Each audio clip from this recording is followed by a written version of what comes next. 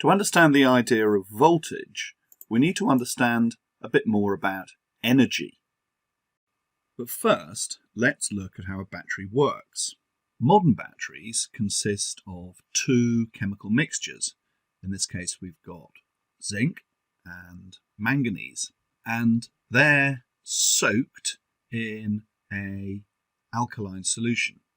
When they're connected in a circuit, a series of chemical reactions causes electrons to move, which are these black circles here. We've simplified it a bit.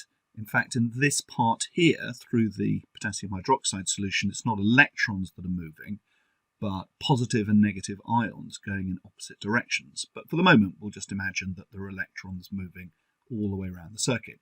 The electrons are already there, and they move everywhere at the same time.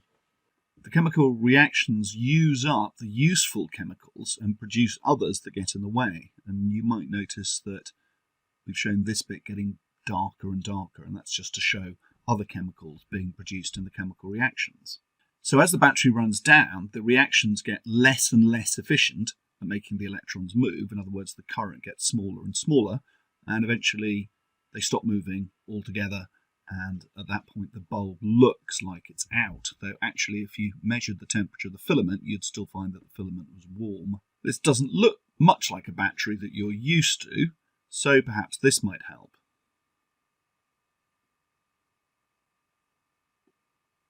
We can imagine that a battery has a store of energy. Because the battery works by chemical reactions, we call it a chemical store. This chemical store runs down as the battery makes things work, like our light bulb.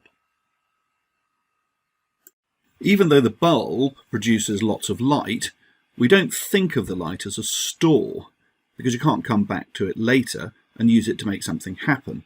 Light disappears forever as soon as it hits something. As the battery's chemical energy store gets smaller, it's the thermal energy store of the environment that gets bigger by the same amount. This is because energy is conserved.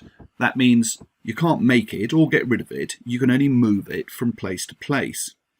The environment is ultimately as big as the universe, so it's very difficult to detect the tiny warming as its thermal energy store increases. We can think of the electric current as a pathway that connects the chemical energy store of the battery to the thermal energy store of the environment.